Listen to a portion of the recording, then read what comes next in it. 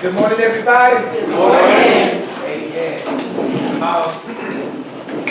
Today, we're going to be talking about leadership and also building dynamic ministry teams. Building dynamic ministry teams. All right? Pastor, thank you once again for allowing me to come and to share with these wonderful people here at St. John Baptist Church. It worked out so beautifully. A church over in Portsmouth, Zion Baptist Church, they were having a retreat. And so Pastor Turner called me at the top of the Baptist Ministers Conference and said, "Bert, we need you to come and do our retreat." And I said, "Okay, well, when is it?" He said, "It's November 4th and 5th. I said, "Hold on." Hold on, let me check the calendar. So I pulled out my phone and checked the calendar. Man, I am so sorry. I said, "But I'm already booked to do a workshop on the 5th. And he said, "Well, man, I really want you to come." And I said, "Well, maybe next year, you know." And so he said, "Well, where is that workshop?" I said, "It's out of town." He said, "Well, where is it? Where are you going?" I said, "Williamsburg." Green Norfolk, right? Out of town. I said, "Williamsburg." He said, "Well, our retreat is in Williamsburg." I said, "Okay." He said, "So you're going to be there on the 5th, but can you come to us on the 4th? So I said, "Sure." So last night, I was in Williamsburg. Amen. I was spending the night in Williamsburg. At the Magruder Hotel. So we were there last night. We had a great time. And the beauty of it is that they put me up in the hotel, so I just got up. Didn't have to drive for 5 minutes. Amen. Right around the corner. So I said, "Lord, you know how to work that thing out." So nevertheless, I'm happy to be here, and I had a great time last night. I know we're going to have a great time this morning. How many of you remember Soul Train? Soul Train. I did not say.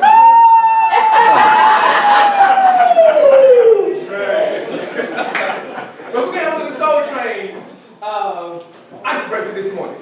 Okay? I think what we'll do is, let's see here, 1, 2, 3, 4, 5, 6. Okay, we won't break you up and play the numbers game and go, 1, 2, 3, 4, 5, da da da da da. But anyway, come on and help me, brother. Put one of these on each table. Now you may have to get up to help yourself. But I'm going to help you to figure out what we're going to do. Okay, don't look in the table. Don't look in the cup yet. I know you won't look at it. Okay. Don't look. All right. So at some point you might have to get up and kind of move around and do what you're going to do. Do we have enough? Okay, we don't. That's 1, 2, 3. This is your own cup. Okay? Now, what you have in that cup, okay, are some letters. Remember the Soul Train scramble board? Right. Okay? It's not Teddy Pendergrass. All right? It's not Michael Jackson. Okay? It's not Luther. Okay? But it's a phrase. It's a phrase. Now, can I flip around in here? Okay, it's a phrase that that deals with leadership. And what you are to do is see if you can figure out that phrase.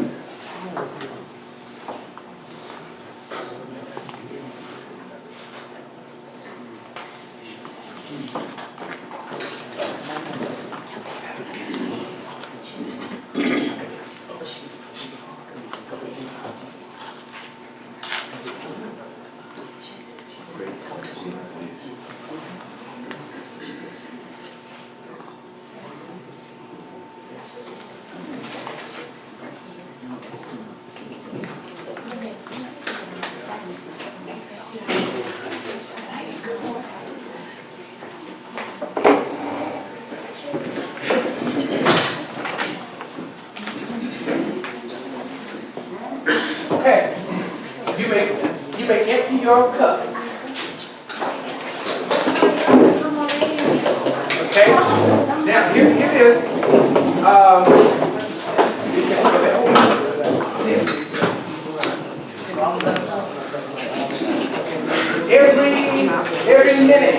Every minute you'll get a clue. You get a letter. It's a phrase. It deals with leadership. Okay, it's a phrase. It deals with leadership. Every minute you will get a clue. A letter will pop up there to kind of give you a clue in terms of what you're looking for. All right? It's a phrase. It's a phrase. Blah, blah, blah, blah, blah. 5-word phrase. 5-word phrase.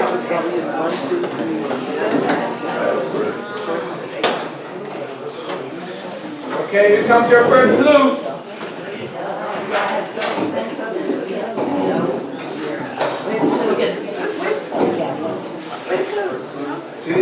It's 8 letters.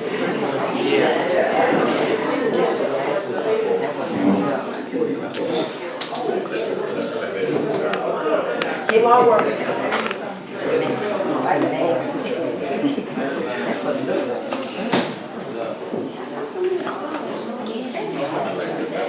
You know what you do? You put all this together.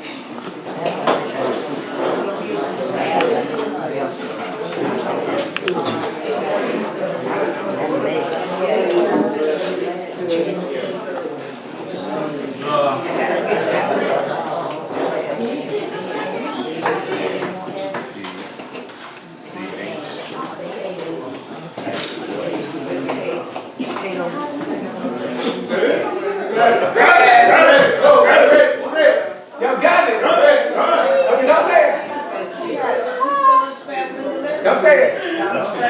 Teamwork. Don't say it. Don't say somebody teamwork. Okay.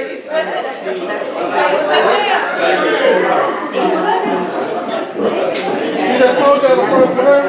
Okay, don't say it. Okay, you just hold that for her.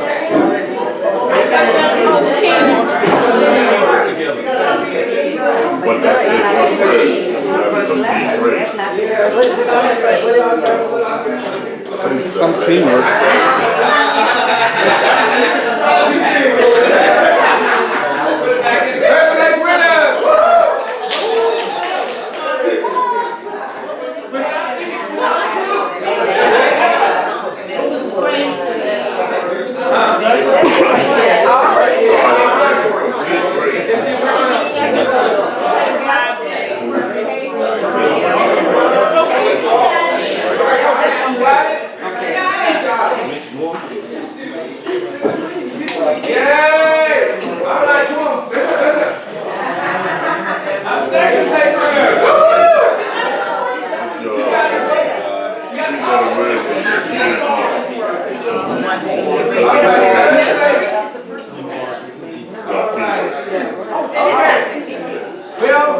All the places are on. That might be it. Let me see if I can help these guys down here. I thought they weren't working.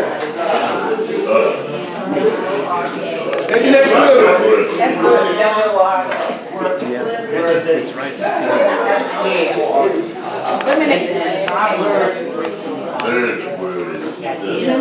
More words. Okay, we're going to give you another clue.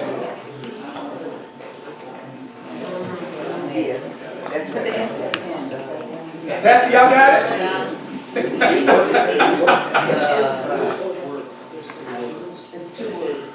Don't say what it is. There's something very important with this. Dream. Here comes another clue. Okay, you got it. We got it. Woohoo! All right, mess it up, mess it up, mess it up. Mess it up. I just smelled it. Don't say it, don't say it. We got it. Oh! Let's see. Don't y'all look, y'all too good. Yeah! Mess it up, mess it up, mess it up. Okay. There's 30 in the cup. There's 30 in the cup. We have two groups that's still working. Let's give it another clue. Clue? It's coming together.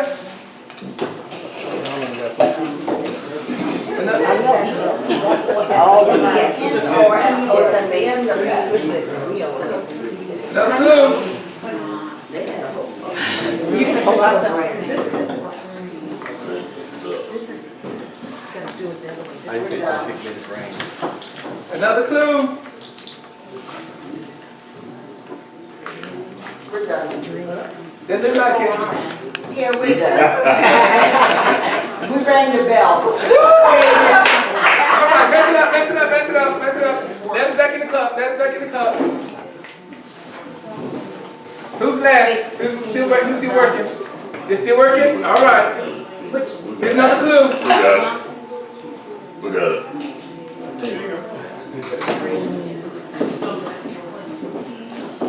Yeah. Yeah. Woo-hoo. All right, everybody, what's the phrase? Teamwork makes the dream work. That's it. Teamwork makes the dream work. Do you believe that?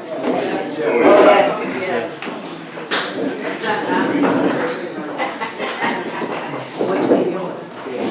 Can I get a couple of helpers? Good morning. Good morning. Give everybody one, please.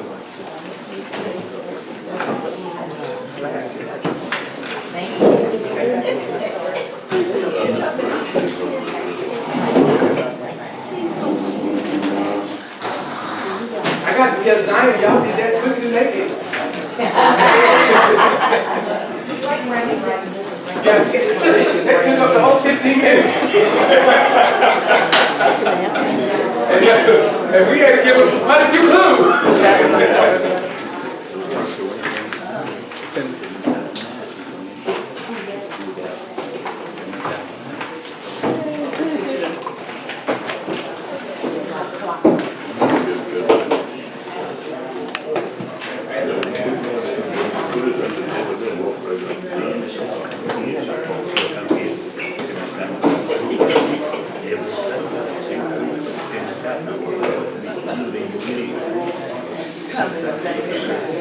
Okay, you ready?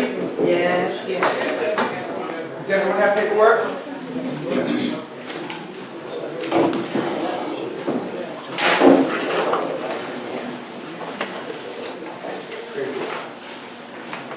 Okay, let's start with some scripture.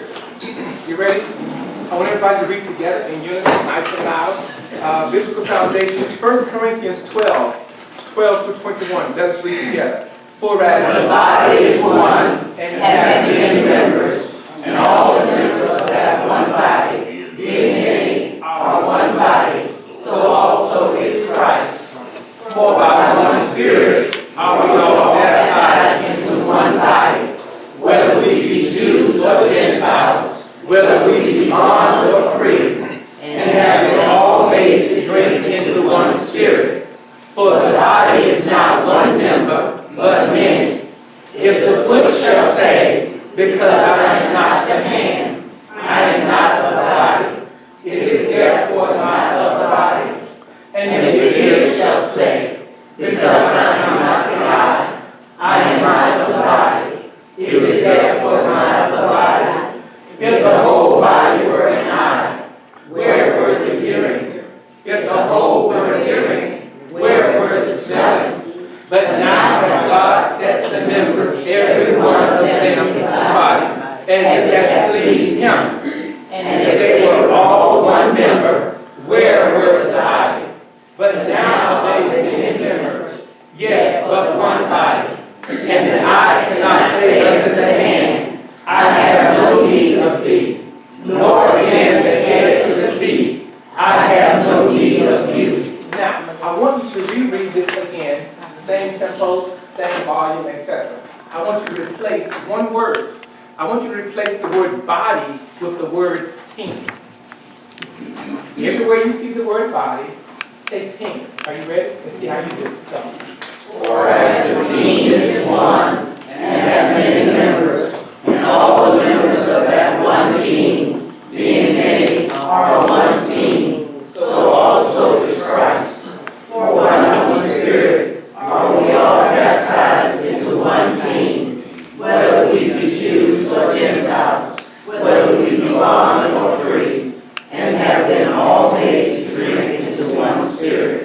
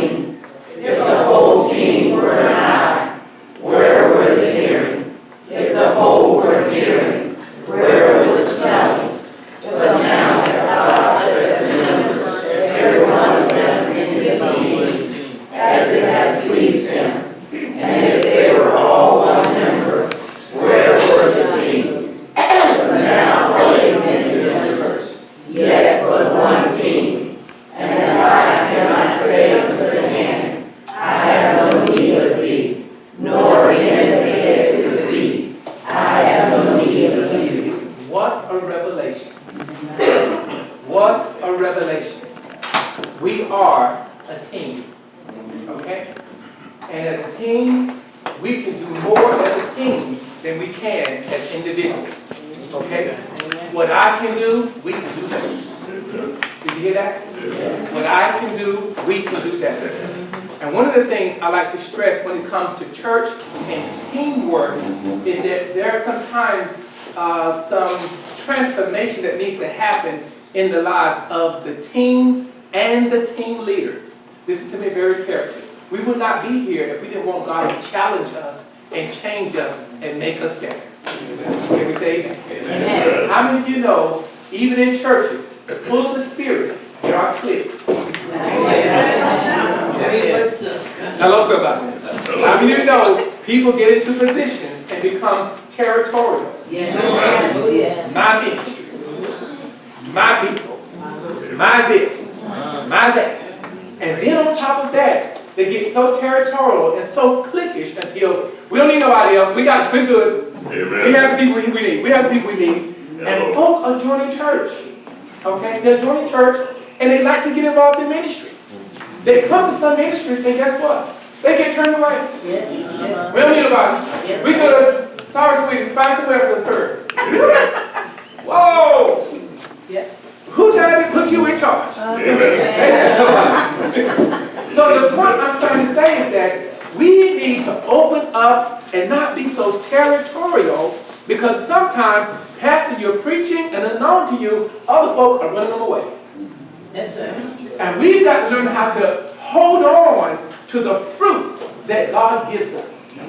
If St. John Baptist Church had all the people that said yes to Jesus, since you've been here, you need to be in the church.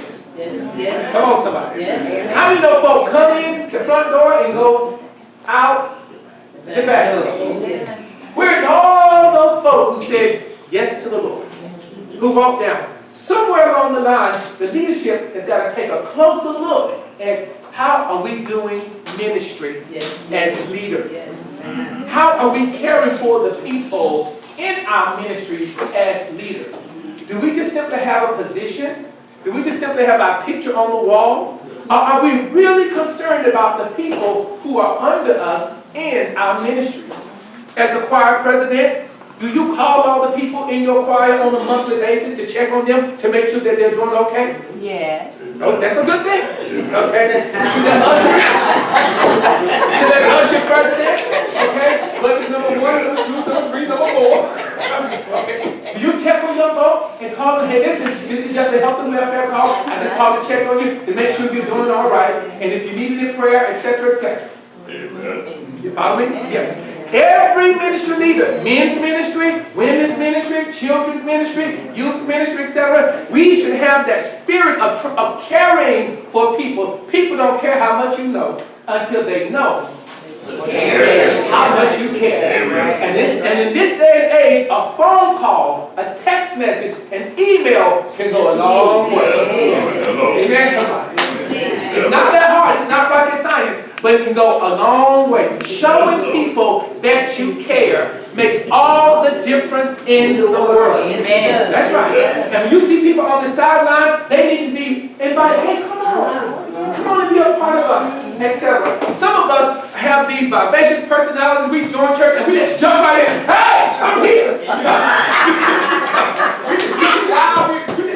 But then there are others who are not so, over. Some people are kind of quiet, kind of shy, and they need to be invited into the fellowship. Okay, so we have to watch out and look out for those folks, because if not, slowly but surely they'll keep on inching away, and before you know it, they disappear. And some people, sad to say, they play this game. I'm gonna see if anybody misses me. I'm not gonna go in a couple of Sundays and see if anybody calls me, and see if anybody misses me. Or whatever the case may be. Where they get that from, I don't know, but people do it. Okay, they do it. And so what I'm saying is that the leadership have to realize that we're a team. As a church, we're a great big team. Okay? But then also, the church is comprised of smaller teams. And at the end of this presentation, we're going to ask the question, what kind of team are we? Yes. What kind of team are we? And you'll get a chance to kind of judge yourself and say, take a look at what kind of team are you. And I'm not talking about how smart we are, but how caring are we?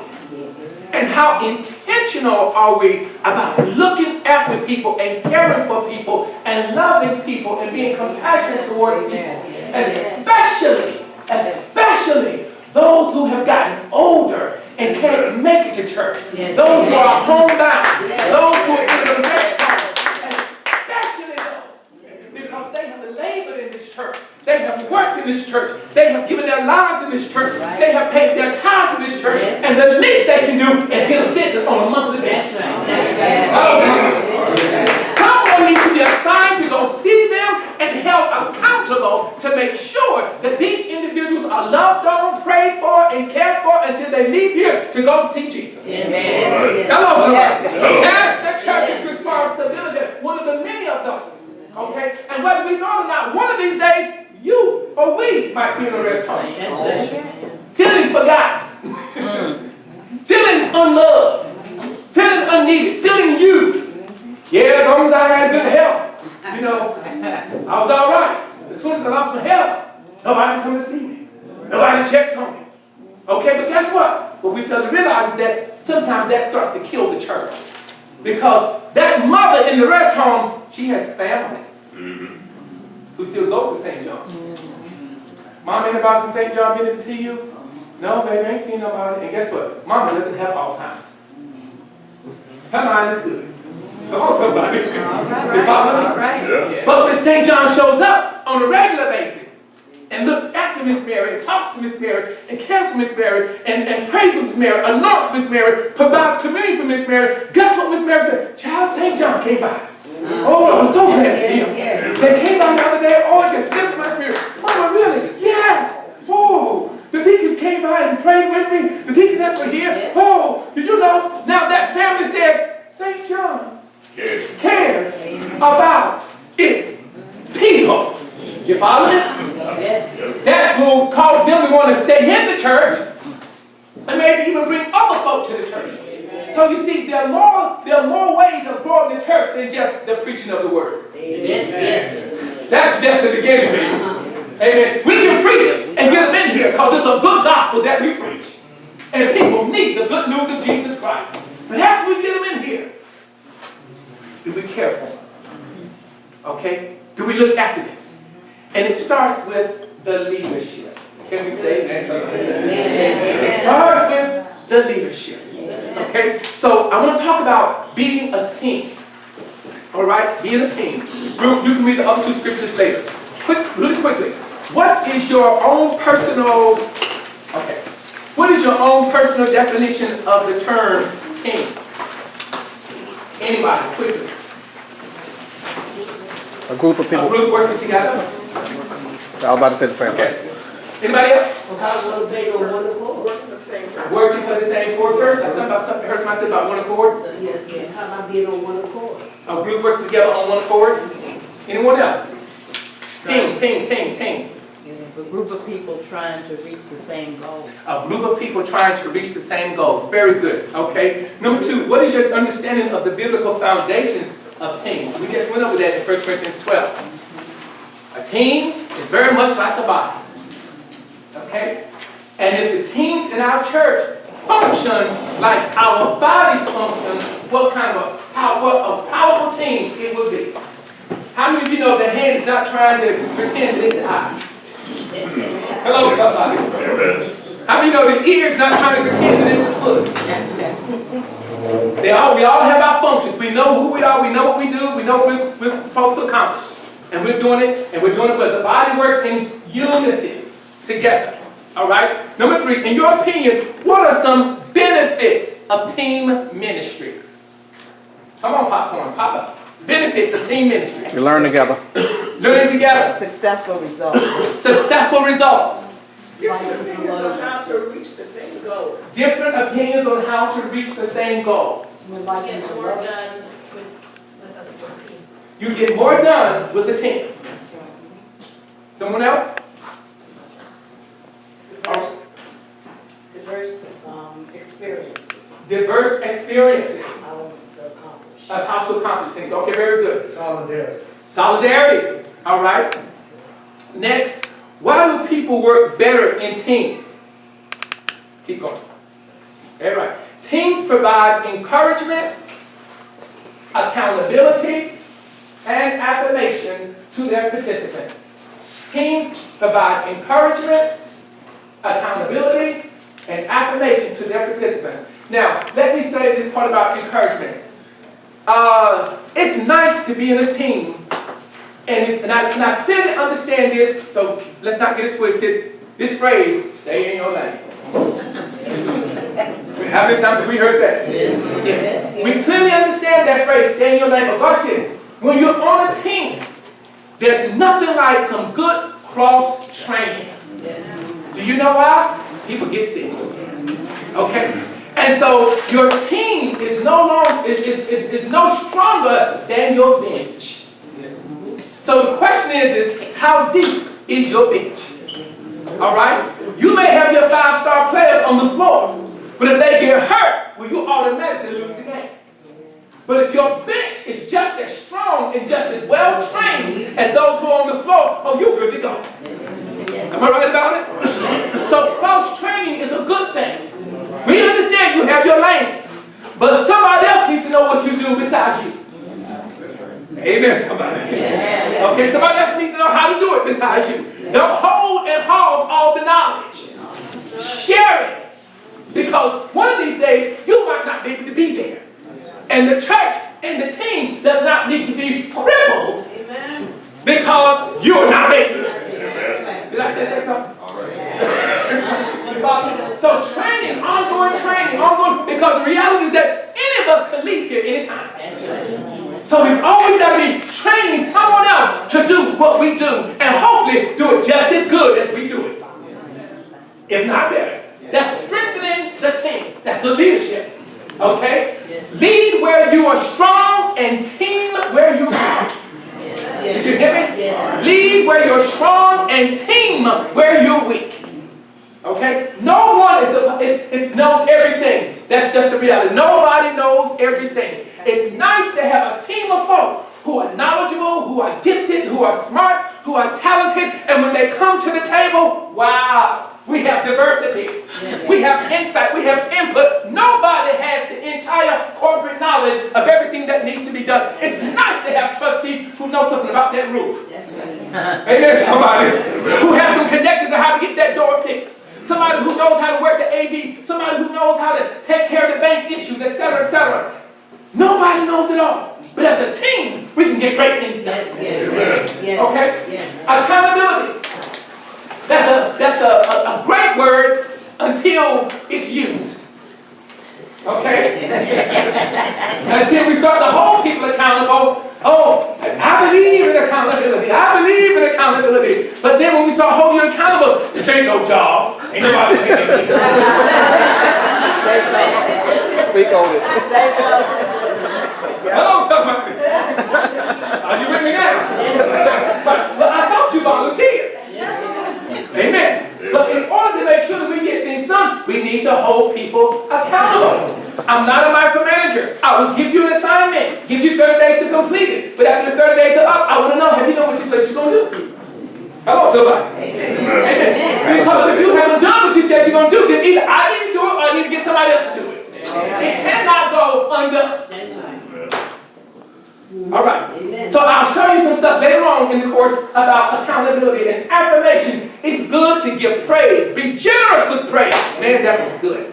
That was great. Some people are just too stingy with your praise. You want to come to God, you can give him more praise. Amen, somebody. Yeah. But be generous with your praise. When people have done something well, make a big deal about it. That treasurer that gives that phenomenal report before she sits down, come on, y'all, let's put our hands together. Celebrate her. What a great job she has done. Yes. And it's not something that's just artificial. It's real. It's genuine. People feel good when somebody says something good about them. Yes. Am I right? Yes. As a matter of fact, this is just a plug for a pastor. I'm a pastor, but I know it's true. Here's the deal. You can preach and preach and preach and preach, and folks say, Pastor, that was a good word. Oh, Pastor, that was a good word. They can tell you that 100 times, and it goes down like butter. But that one negative statement sticks in your throat. Come on, somebody. All right about it? And you dwell on that one for the next 2 weeks. I wonder why they said that. So, what you need is some more positives to watch that negative right on now. Amen, somebody. So encouragement, we should be just overflowing with encouragement. It's people in this world in which we live, Lord God, we need encouragement. Can we say amen? Amen. You can never get enough encouragement from one another. Build up one another. Build up the team.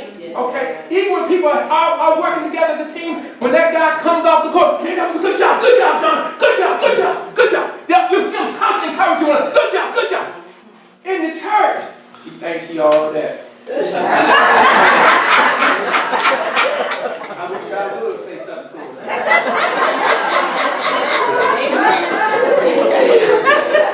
Come on, somebody.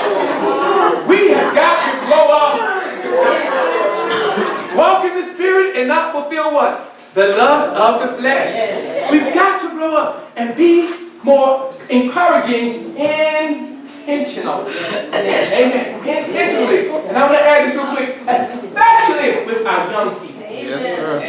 Especially with our young people. Yes. Guess what? They're not perfect, and look at your neighbor and say, and neither are we. Amen. But whenever they dance, we need to make a big deal about it. Whenever they sing, we need to make a big deal about it. Amen. When our young folk, the Sunday, if they're singing, especially the little tots, the little babies, and before it's time for them to say, I said, Mount Gilead, guess who's here today?